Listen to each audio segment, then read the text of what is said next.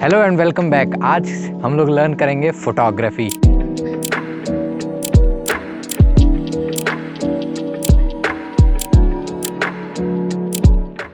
तो आज हम लोग बात करेंगे फोटोग्राफी की कुछ ऐसी ट्रिक्स जिसको आप यूज़ करके तुरंत ही बेनिफिट पा सकते हैं और कुछ ऐसी जिसके लिए आपको थोड़ी सी प्रैक्टिस की ज़रूरत लगेगी। कभी हम लोग फ़ोटोज़ देखते हैं तो आपको लगता होगा कि यार ये फ़ोटो बढ़िया है। अक्सर रीज़न यही होता है कि उस फ़ोटो में एक स्टोरी होती है। कोई भी चीज़ अगर आप बना रहे हैं उसमें अगर स्टोरी आ रही है तो वो उसे नेक्स्ट लेवल पे चली जाती है। मोस्ट ऑफ द टाइम क्या होता है, हमें कुछ अच्छा दिखता है और उसे क्लिक कर लेते हैं और वो हम लोग को फ़ोटो अच्छी लगने लगती है।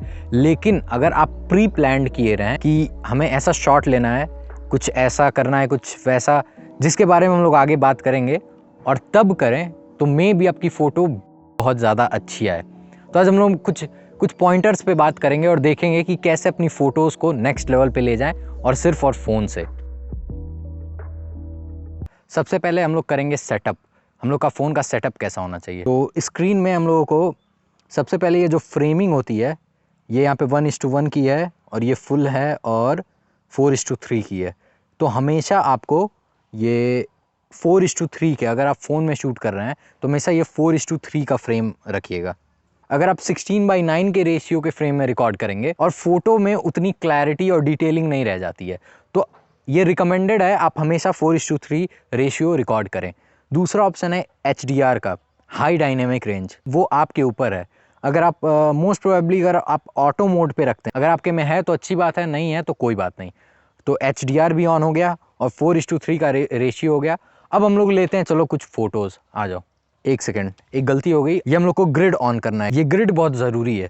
तो ये जो छोटा सा प्लांट है, सबसे पहले जब भी हम कोई फ़ोटो लें तो सबसे पहले हमें क्लियर पता होना चाहिए कि हमारा सब्जेक्ट क्या है, हम वो फ़ोटो क्यों ले रहे हैं। अक्सर क्या होता है, यार ये जगह अच्छी है, यहाँ पे फ़ोटो ले लेते हैं, लेकिन आपको क्लियर होना चाहिए आप उस जगह की फ़ोटो ले रहे हैं, वहाँ पे किसी पे एक ऑब्जेक्ट की फ़ोटो ले रहे हैं या किस चीज़ की फ़ोटो ले रहे हैं, आपको वो क्लियर होना चाहिए। अब हमारी आती है बात यहाँ पे कॉम्पोजिशन की या फ्रेमिंग की। कॉम्पोजिशन का सिंपल सा मतलब है कि आप किस एंगल से कैसे उस फोटो को खींच रहे हैं कि वो अच्छी दिखे। रूल ऑफ थर्ड के अकॉर्डिंग आप हमेशा क्रॉस सेक्शन पे रखें।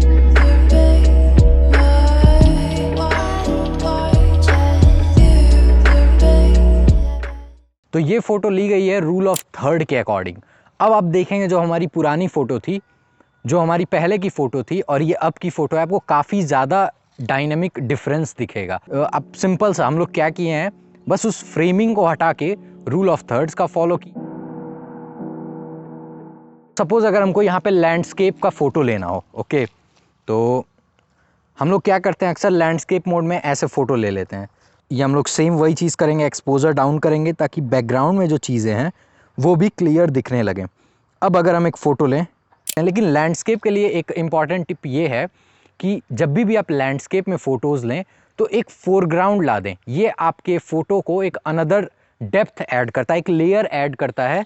जैसे कि सपोज़ अभी यहाँ पे हम लोग एक फ़ोटो लिए, ओके, अब हम लोग क्या करेंगे, फ्रंट में हल्का सा इस पेड़ को एज ए फोरग्राउंड यूज़ करेंगे। अब नेक्स्ट बढ़ते हैं हम लोग कॉम्पोजिशन पे ही। एक आता है लीडिंग लाइंस। लीडिंग लाइंस का मतलब कोई भी लाइन अगर आपके आंख की तरफ लीड कर रही हो, तो हम लोग के आसपास बहुत सारी लीडिंग लाइंस होती है। हम लोग क्या होता है, अक्सर अगर कोई सीधी लाइन है तो ही उसको लीडिंग लाइंस कहते हैं, ऐसा ज़रूरी नहीं है। सपोज़ अगर यहाँ पे सब्जेक्ट है, सपोज़ हम सब्जेक्ट हैं और हम यहाँ पे खड़े हैं, तो अगर एक पाथ हो एस कर्व का जो आके मेरे तक आए, तो वो भी एक लीडिंग लाइंस है। लीडिंग लाइंस का काम ये होता है कि वो आपके आँखों को अपने सब्जेक्ट की ओर ले जाती है, ओके। जैसे कि अबे थोड़ा सा फ़ोन को नीचे करो और इस लगभग यहाँ अपने इस हाइट पे, हाँ, अब ऐसे किए रहो, तो अभी शायद आप लोगों को ये लीडिंग लाइंस दिख रही होगी, ठीक है। अब ये जो फ्रेमिंग होगी फ़ोटो की, ये परफेक्ट है। अभी हम यहाँ पे लीडिंग लाइंस का एक एग्जांपल दे रहे हैं।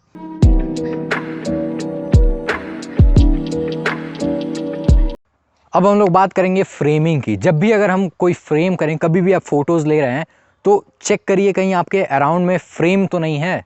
ज़रूरी नहीं वो एक स्क्वायर फ्रेम, ये दोनों फ्रेम का काम कर रहा है।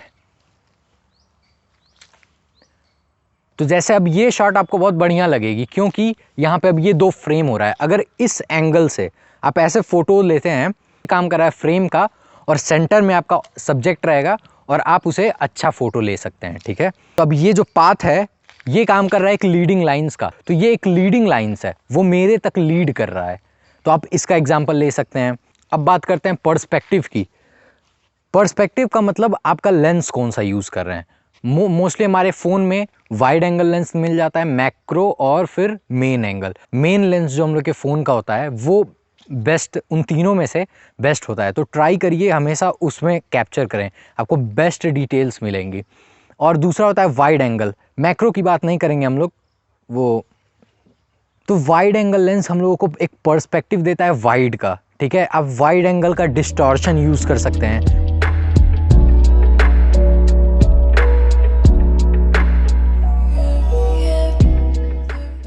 तो अभी हम लोग बात करेंगे स्टोरी की।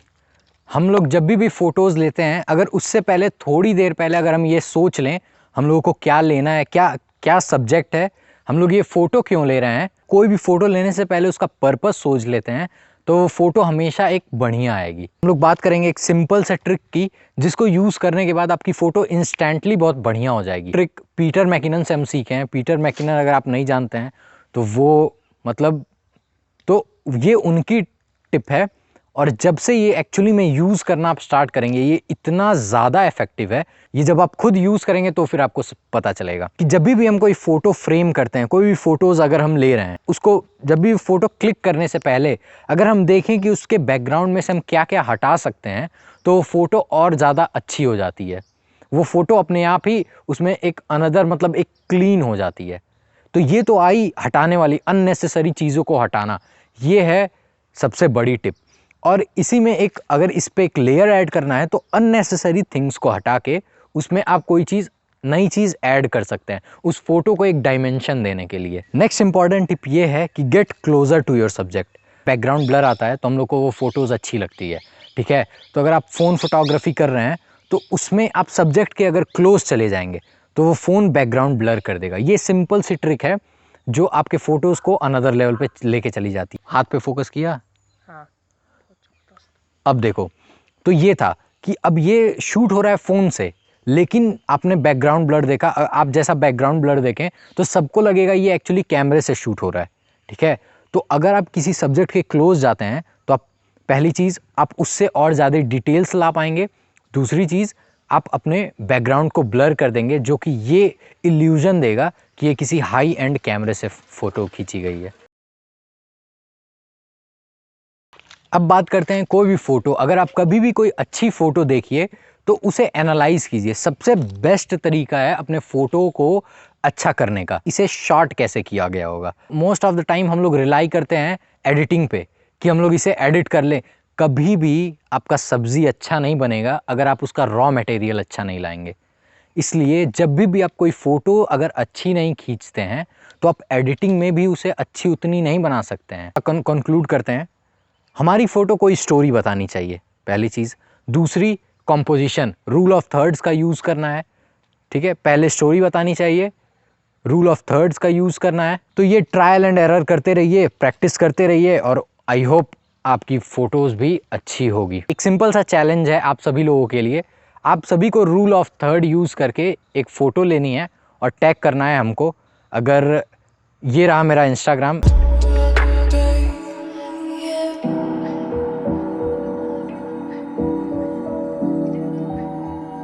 ठीक है। हमेशा आपको